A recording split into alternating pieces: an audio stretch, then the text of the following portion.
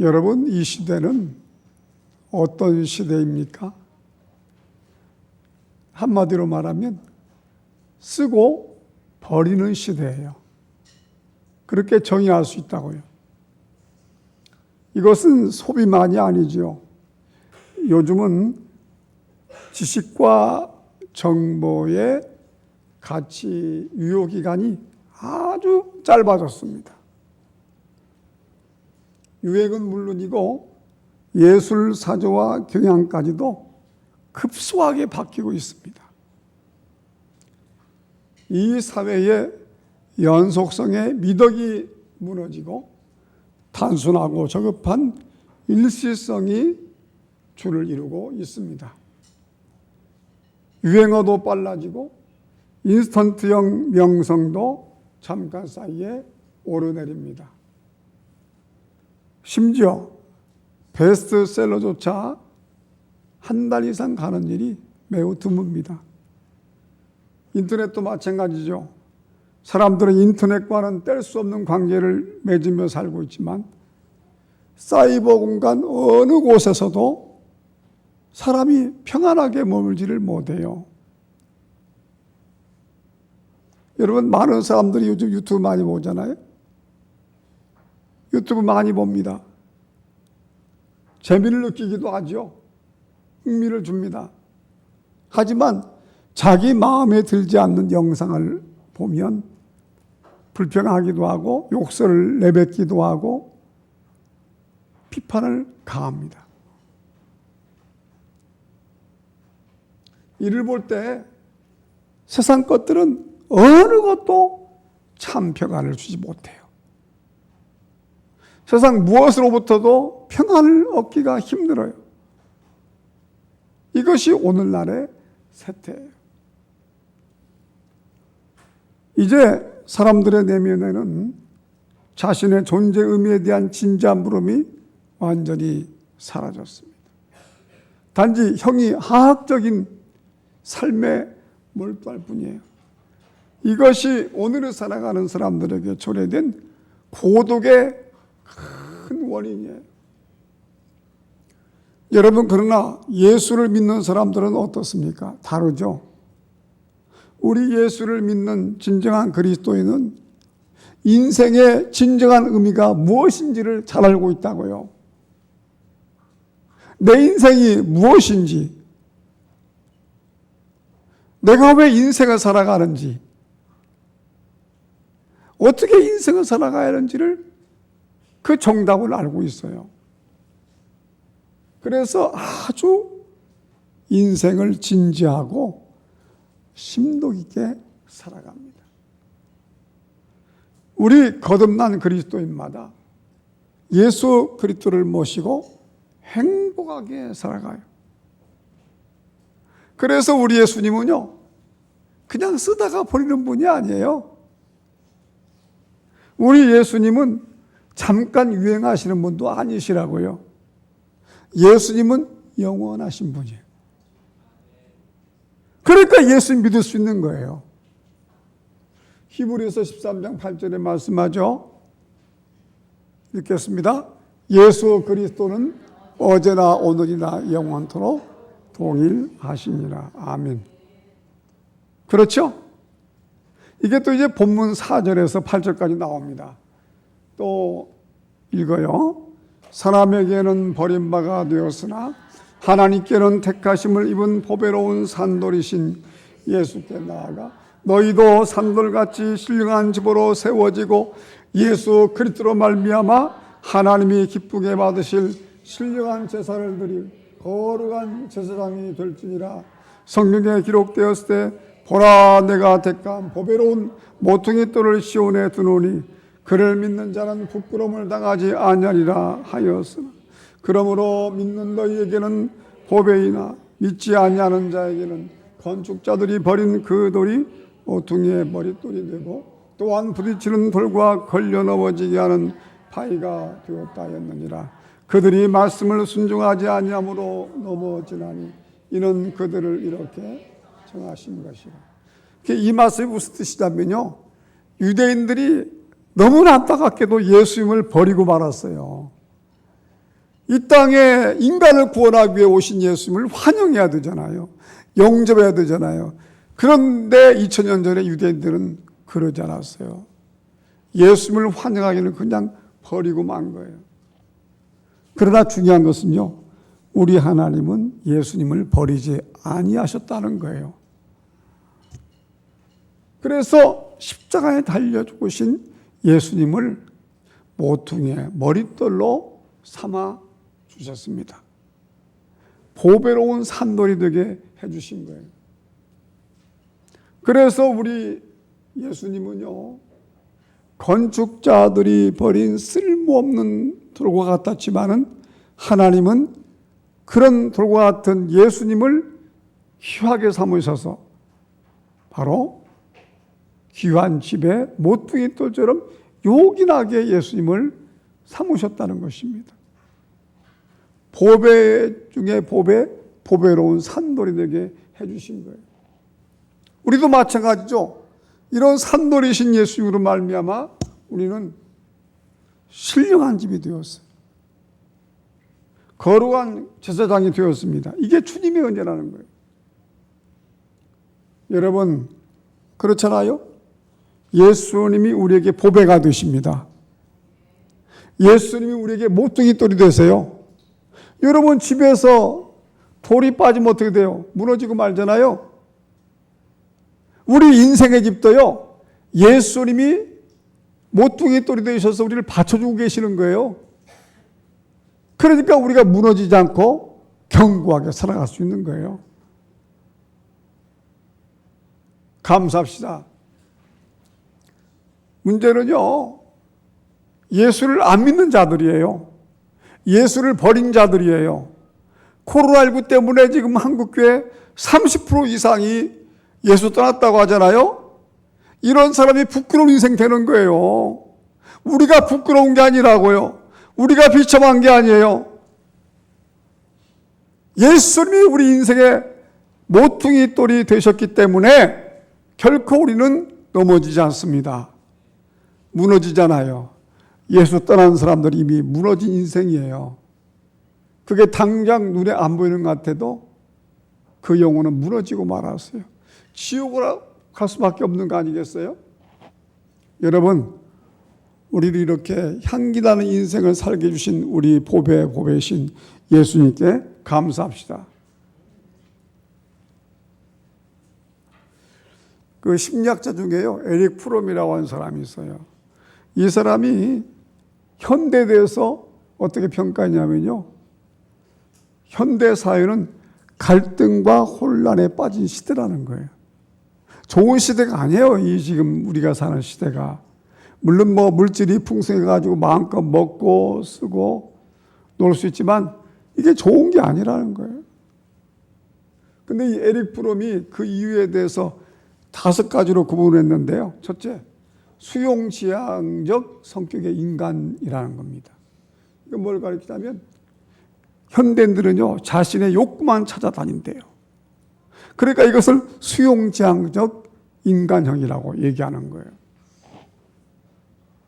이런 사람은요, 돈이나 명예나 권력에 쉽게 그 노예가 되는 거예요.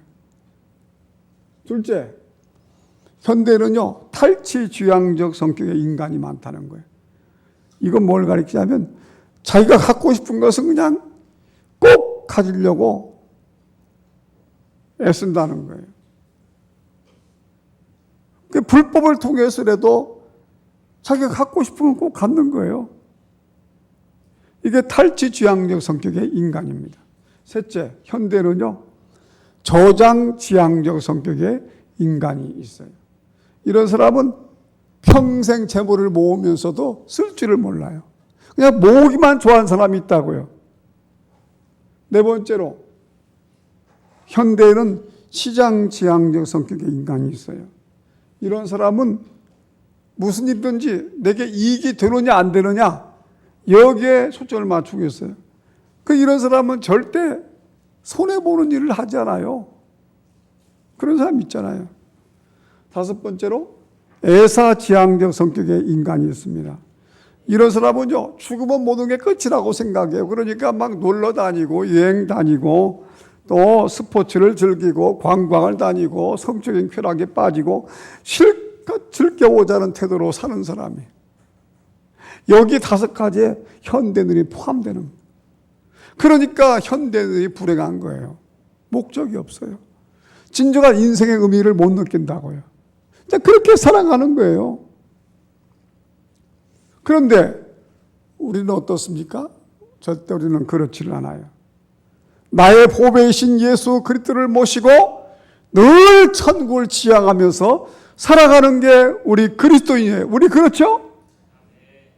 그래서 이 자리에 와서 예배드리면서 기쁘게 찬송 부르고 간절히 기도하고 하나님 말씀 은혜 받고 이 세상에서 힘차게 살아갈 수 있는 거예요.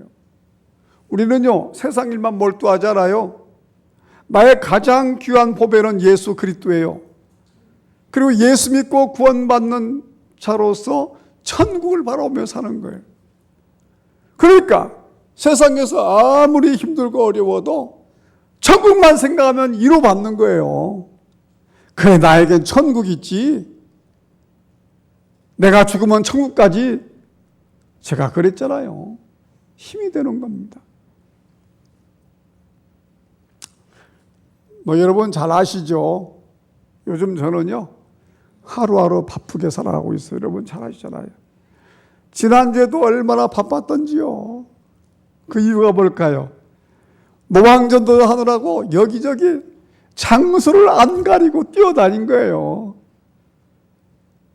정말 지난주는 바쁘게 살았어요. 아니, 지난주가 아니라 몇 년 동안 그렇게 살아왔어요. 저는 월요일날도 쉬질 않아요, 지금. 휴가도 제대로 안 가요.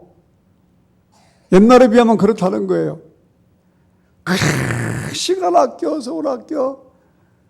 복음 전하기 위해서 최선을 다하는 삶을 살고 있어요.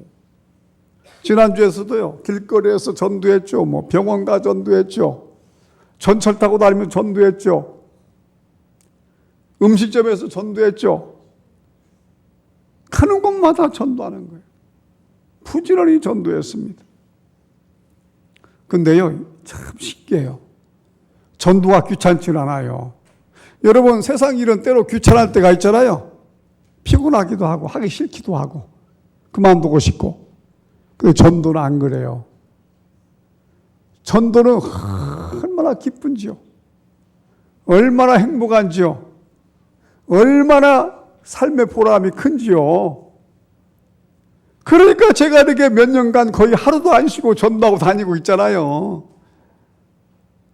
이게 인생의 참 의미예요. 그러니까 가장 행복한 사람이 되는 거예요. 여러분, 지금 우리 교회 주보 보세요. 온통 전도글이잖아요. 어느 교회 주보에 이런 글이 실려 있어요. 근데 이런 글을 실을 수 있는 이유가 뭐예요? 제가 전도 현장에 있기 때문이에요. 만약에 제가 전도 현장에 없다면 이런 글 실을 수가 없어요. 그러니까 여러분, 이상하게 생각하지 말고 감사합시다. 여러분, 이 주보 예배 끝나고 놓고 갑니까? 집에 가져가시죠? 또 집에 가져가서 하루에 한 번씩 이렇게 또 읽는다든지 은혜를 또 느끼잖아요. 얼마나 감사한 거예요. 이것이 우리 교회를 향한 하나님의 은혜인 줄로 믿습니다. 저는요, 솔직히 그래요. 저에게 하나님께서 건강을 주시는 한 전도를 멈추고 싶지 않아요.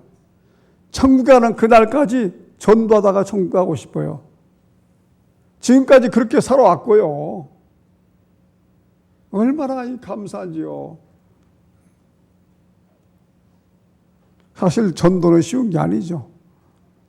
전도가 예배보다 어렵습니다. 전도가 기도보다 힘이 들어요. 전도가 다른 어떤 것보다 부담이 될 수 있어요. 저도 전도하러 나갈 때는요, 부담이 돼요. 오늘 또 나가서 누구를 만나지? 어떤 사람 만나는 거지? 부담이 돼요. 그래서 일단 전도를 하면 얼마나 마음이 기쁜지요.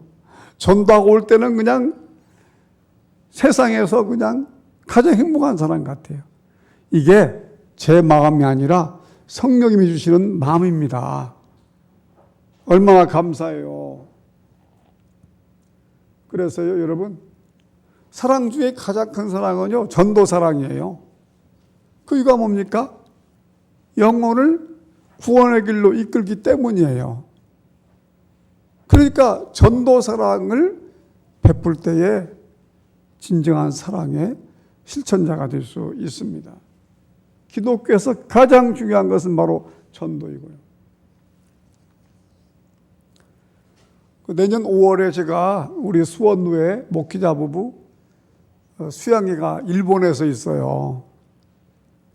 물론 이제 다른 나라도 가는 경우도 있고, 미국도 가는 팀이 있고, 또 터키, 그리스로 멀리 가는 팀도 있고, 여러 군데로 가지만 저는 제일 가까운 일본으로 지금 가려고 그래요. 그런데 제가 일본 여행을 좋아하는 게 아니에요.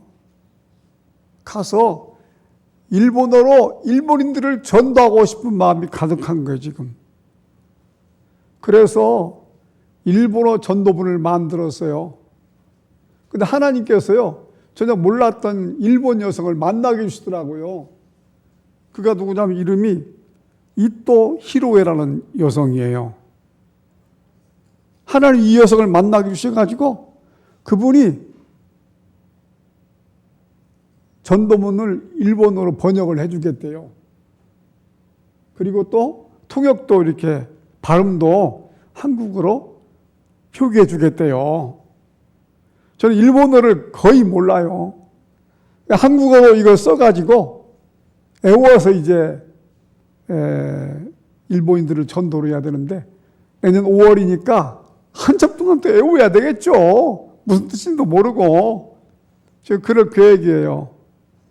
근데 번역비도 줘야 되더라고요. 이 번역비는 우리 여동생이 감당하기로 했어요. 그래서 여동생이 그 얘기 하더라고요.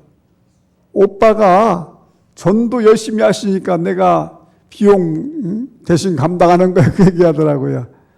근데 우리 여동생은요, 오래전에 목사님들 자기 집에 방문했는데 저도 그때 갔었고요. 목사님들 음식 대접했다가 심장병을 고침받았어요. 이런 체험 있는 여동생입니다. 얼마나 감사한지요. 예.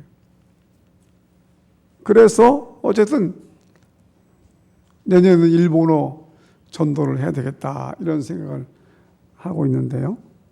일본에 가서도 단순히 여행하고 구경하고 그게 중요한 게 아니라 일본인들을 전도하는 데에 최선을 다하고 돌아와야 되겠죠. 저는 그것조차도 하나님의 은혜라고 저는 생각이 됩니다. 근데 조금 무슨 얘기가 있어요. 일본에서 가장 약한 여자 이름이 뭘까요? 이거 넌센스 퀴즈예요. 저 웃었어요. 우짜꼬래요, 우짜꼬. 우짜꼬. 그러니까 예수를 모르는 사람들은요, 웃자고 인생이 될 수밖에 없다고요. 뭘 하든지 웃자고, 웃자고, 이러다가 인생 끝나는 거예요. 근데 우리는 아니에요. 절대 웃자고 인생이 되지 않습니다. 우리는 확실하게 인생 목표가 정해졌어요. 예수님 따라가면서 복된 인생 사는 거예요. 주님이 우리를 이끌어 주시는 거예요. 우리는 방황하지 않는 겁니다. 갈등하지 않아요. 내가 내 생각으로 살아가려고 하니까 범민이 되고 어렵지. 아이고, 예수님께 다 맡기자, 그냥. 어떻게 됐든지 간에 예수님께 맡기고 살자. 이러면요, 아무런 문제가 안 돼요. 실제로 주님이 다 해결해 주시고요. 여러분, 믿음을 가지시기 바라요. 내 생각 버리고 예수님 생각대로 사시기 바랍니다. 그러면 인생은 대박이에요. 대박. 그야말로. 그렇게 사세요.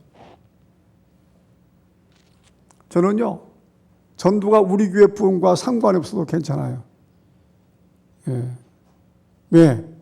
영혼 구원하는 일에 전념하면 되는 거예요. 전도를 통해서 지옥 갈 영혼들에게 구원의 복음만 전해지면 되는 것입니다. 그 전도는 아무리 많이 해도 후회가 없어요. 언제나 만족하고 즐겁죠. 근데 또 재밌는 일이 있어요. 우리 집사람이 이제 며칠 전부터 버스킹 전도를 하게 됐는데요. 새 교회 목사님, 사모님들과 함께 이제 전도를 하게 됐어요. 그런데 우리 교회가 제가 췌장암이 걸리기 전에 개척교회를 순회하면서 전도를 해줬거든요. 우리 교회는 처음부터 그랬어요. 우리 교회 부흥만 위해서 노력했던 교회가 아니고 그 어려운 개척교회들 찾아다니면서 전도를 해주고 선교비도 또 이게 드리고 개척교회 목사님들한테 힘이 되는 교회였습니다. 근데 제가 췌장암에 걸려가지고 이게 놓게 됐잖아요. 아무것도 못하니까요. 근데 개척교회 그 목사님이 전화가 왔어요. 사모님 찬양 잘하시는데 우리 전도 좀 도와달라고. 그래가지고 거기 가가지고 지난주에 길거리에서 우리 집사람이 노래 부르면서 전도했습니다. 근데 목사님이 한 분이 저한테 연락했더라고요. 그래서 보냈는데 너무나 은혜를 많이 받았다고요. 제 책도 아주 은혜롭게 읽었다고 그래요. 그리고 이제 또 전도도 이렇게 함께해서 기쁘다고 하는데 앞으로도 계속 할 것 같아요. 우리 집사람이 다니면서 개척교회 전도해 줄 것 같아요. 그 옛날에 그 개척교회 전도를 이제는 못하겠다고 생각했는데 또 하나님께서 재기하게 하시는 거예요. 저는 지금 이걸 얘기하는 거예요. 하나님께서 옛날 우리 교회에 개척교회 전도를 잊지 않으셨구나. 그리고 또 하게 하시는구나. 이게 하나님 축복 아닙니까? 저는 잊어버렸어요. 솔직히 말해서. 이제 뭐 개척교회 어렵겠다. 앞으로 우리 교회가 신도시 들어가면 역시 옛날처럼 개척교회 전도를 돌아다니면서 해줬으면 좋겠습니다. 우리 집사람이 이제 시작했어요. 이따가 저기 설교 끝나고 한번 좀 들어보세요. 너무 참 기뻐서 유튜브 만들어 보냈더라니까요. 그 목사님, 개척교회 목사님 보냈어요. 쇼츠로. 그거 이따 띄워드릴게요. 보시고요. 또 진서가 어딘가. 진서도 그냥 5살 날짜리인데 친구를 또 전도하고 있더라고요. 어제도 보니까 입에서 복음이란 말이 나와요. 아니 5살 난 아이가 무슨 복음이란 말 알아요. 근데 복음 그래요. 이따 좀 보시기 바랍니다. 얼마나 감사한지요. 여러분, 예수가 나의 보배입니다. 예수 전하는 게 나의 보배예요. 하나님 은혜 주시는 거예요. 자, 이것이 9절 10절에 나오죠. 또 읽읍시다. 그러나 너희는 택하신 족속이요 왕같은 세상들이요 거룩한 나라요 그의 소유가 된 백성이니 이는 너희를 어두운 데서 불러내어 그의 기이한 빛에 들어가게 하신 이에 아름다운 덕을 선포하게 하려 하심이라. 너희가 전에는 백성이 아니더니 이제는 하나님의 백성이요 전에는 공의를 얻지 못하였더니 이제는 공의를 얻은 자니라. 아멘.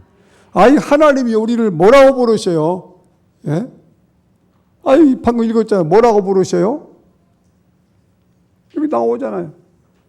따라합시다. 택하신 족속. 왕 같은 제사장. 듣기만 해도 그냥, 우리가 왕이 됐대요. 왕. 여러분, 천국 가면요, 우리 왕 됩니다. 선사들이 우리를 수종 들어요. 이런 존재가 됐는데, 왜 한숨 쉬어요? 왜 낙심합니까? 코가 석절나 빠지면 안 되잖아요. 날마다 춤을 추면서라도 부족한 게 우리 인생 아니겠어요? 우리가 택한 족속 된 거예요. 우리가 왕 같은 제사장이 된 것입니다. 하나님께 감사합시다. 이런 은총을 우리가 받은 거예요. 그래 우리는요 세상에서 가장 복을 받은 자예요. 대통령이 부러워요? 국회의원이 부럽습니까? 장관이요? 저는요 솔직히 전혀 안 부러워요. 오히려 그들이 불쌍해요. 저 대통령이 예수 믿어야 되는데 예수 안 믿고 죽으면 지옥 가운데 어떻게 가는가? 이런 생각밖에 나지 않는 거예요. 우리가 복된 자입니다. 그거 믿고 확실히 믿고 살아갈 때 어떤 일을 겪어도 힘을 낼 수 있는 거 아니겠어요? 자, 시편 34편 12절에 말씀합니다. 시편 34편 12절 또 읽어요. 여호와를 자기 하나님으로 삼은 나라 곧 하나님의 기업으로 선택된 백성은 복이 있도다. 아멘. 복이 있다잖아요. 예수 법에 모시고 사는 우리에게 복이 있다잖아요. 근데 이 복은요, 두 가지예요. 하늘의 신령한 복, 땅의 기름진 복. 아셨죠? 불신자들은 이 세상에 복 받고 살아봤자 이 세상 떠나면 그냥 끝 아니에요. 오히려 지옥 가는 거 아니에요. 끊어지고 마는 거예요. 그러나 우리 복은요, 이 세상에서도 복을 받을 뿐만 아니라 천국에서도 복 받고 사는 거예요. 얼마나 감사한 일입니까? 감사합시다. 여러분 여쭤볼게요. 서양 격언에 이런 말이 있는데요. 사람들에게 제일 가르치기 어려운 수학 문제가 뭔지 아느냐? 뭘까요? 사람들에게 가장 가르치기 어려운 수학 문제 뭘까요? 고등수학일까요? 그게 아니래요. 그동안 받은 축복을 세어보게 하는 것이래요. 축복을 몇 가지나 받았는지 세어보게 하는 거래요. 의미가 있는 얘기죠? 이게 뭘 가르쳐요? 하나님이 나에게 주신 복이 과연 그동안 몇 가지가 되느냐? 그 세어보는 게 그렇게 어려운 거예요. 다 잊어버리고 사는 거예요, 그냥. 하나님이 나에게 주신 복이 이렇게 많은데 잊어버리고 사는 거예요. 지금 현실만 한탄하며 사는 거예요. 이것도 없고 저것도 없고 그렇게 사는 거예요. 이게 가장 큰 어려운 수학 문제라는 거예요. 여러분 우리 모두 감사합시다. 왜 감사해요? 나의 보배이신 예수 그리스도로 인하여 감사할 수 있는 거예요. 여러분 현재가 중요해요. 과거 생각하지 마세요. 미래 생각하지 마세요. 네. 여러분 지금 내가 이렇게 그나마 평안하게 밥 굶지 않고 사는 것이 감사하고 이 자리에 와서 예배드리는 것이 그렇게 감사한 거예요. 그러지 못한 사람이 얼마나 많습니까? 어제 죽은 사람도 얼마나 많아요. 오늘 죽고 있는 사람도 얼마나 많습니까? 나는 그런데 여기 와서 예배드리고 있다는 현재가 얼마나 감사한 일이에요. 그런 믿음 가져야 행복한 인생 되는 거예요. 그 외국에서 일어난 사건인데요. 아주 행복한 가정이 있었어요. 남편도 잘 나간 사람이었대요. 그런데 어느 날 자녀 셋을 태우고 부부가 놀러 가다가 고속도로에서 트럭하고 부딪혔대요. 이로 인하여 남편과 두 자녀가 그 자리에서 즉사한 거예요. 부인하고 어린 자식 하나만 겨우 살아남은 거예요. 이때 이 여자가 뭐라고 얘기했는지 아십니까? 너무나 고통 가운데 씨름하듯이 이런 말을 했어요. 내 인생이 바뀌는데 단 5초도 걸리지 않았다. 오늘도 그런 사람 있을지 몰라요. 고속도로 가다가 그런 일이 없어야 되겠지만은 사고 나봐요. 5초도 안 걸리잖아요. 오늘 특별히 주일날 놀러 가는 사람 많을 텐데 어떻게 알아요 이게? 여러분 우리 모두 이 자리에 하나님께 나와서 예배드리는 거 감사합시다. 지금 감사하고 지금 행복해야 돼요. 자꾸 뭘 기대하지 마세요. 물론 미래에 대한 꿈은 있어야 되겠지만은 지금 행복하지 않은데 어떻게 미래를 기대할 수 있겠어요? 지금 행복하지 않은 사람은 미래에도 행복하지 못해요. 우리는 보배로운 산돌이신 예수 그리스도로 말미암아 영원한 생명을 얻었으니 기쁘고 감사한 것입니다. 마가복음 8장 36절에 말씀하죠.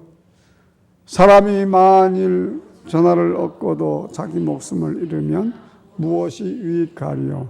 아멘. 그렇잖아요. 이 세상에 부자가 얼마나 많아요. 권력자가 얼마나 많아요. 대통령도 많고 독재자도 많고 부자도 많고. 그러나 자기 목숨 잃으면 아무런 상관이 없어요. 우리는요. 사실 우리는 목숨을 잃어도요. 천국에서 깨어나요. 누구로 인하여? 우리의 보배이신 예수 그리스도로 인하여 영원한 생명을 얻었기 때문이에요. 그러니 마음이 얼마나 안심이 돼요. 얼마나 기쁩니까? 우리 이렇게 사는 거 감사합시다. 그 유명한 여자가 있어요. 이화대학을 이제 다니다가 7중 교통 추돌 사건을 겪게 됩니다. 근데 이 사람이 전신 3도 화상을 입었어요. 수술만 30번, 30번 이상 수술했다는 거예요. 재활치료도 너무나 많이 하고 너무 고통스러운 거예요. 그러니까 매일 피부가 막 뒤집혔대요. 막 신물이 흐르고요. 살 수가 없는 거 아니에요. 그러니까 그 고통이 상상을 초월하는 거예요. 이 사람이 누구예요? 이지선장이에요. 근데 이지선이 예수 잘 믿는 아가씨였거든요. 근데 이런 감동적인 고백을 했다고요. 희망의 꽃을 피울 내일이 기다려집니다. 사랑하는 사람들이 있어 희망이 있습니다. 이렇게 고백을 했어요. 희망.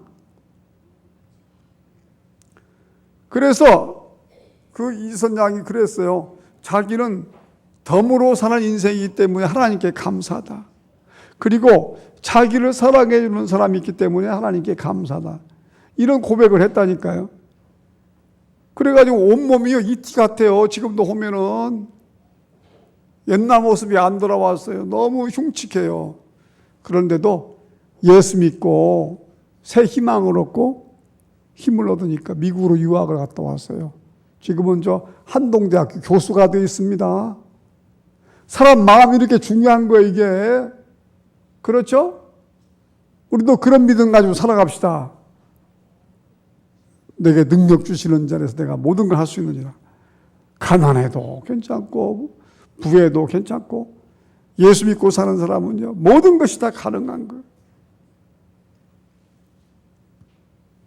어쨌든 우리 모두 보배이신 예수 그리스도를 만났으니 이 보배를 꼭 간직하고 사세요. 돈만 간직하려고 하지 말고요. 예수를 간직해야 돼요. 하나님이 내 인생을 보배 인생으로 만들어 주십니다. 할렐루야. 자, 이제 제가 쓴 사랑의 전도 편지 또 읽고 마치게요. 지금 이제 요즘 제가 성시 대신에 전도 편지 이제 읽어드리는 이유는 여러분 이 전도 편지로요, 여러분 지인들에게 이 편지 보내세요. 설교문도 받아보잖아요. 카페에 가지고 내 가족들, 친척들, 이웃에게 이 전도 편지 일주일에 한 번씩 보내보세요. 반응이 좋습니다. 예. 자, 읽을 테니까요. 은혜 받으시고요. 자, 당신에게 보내는 사랑의 편지. 한때는 세상 일로 많이도 설레었죠.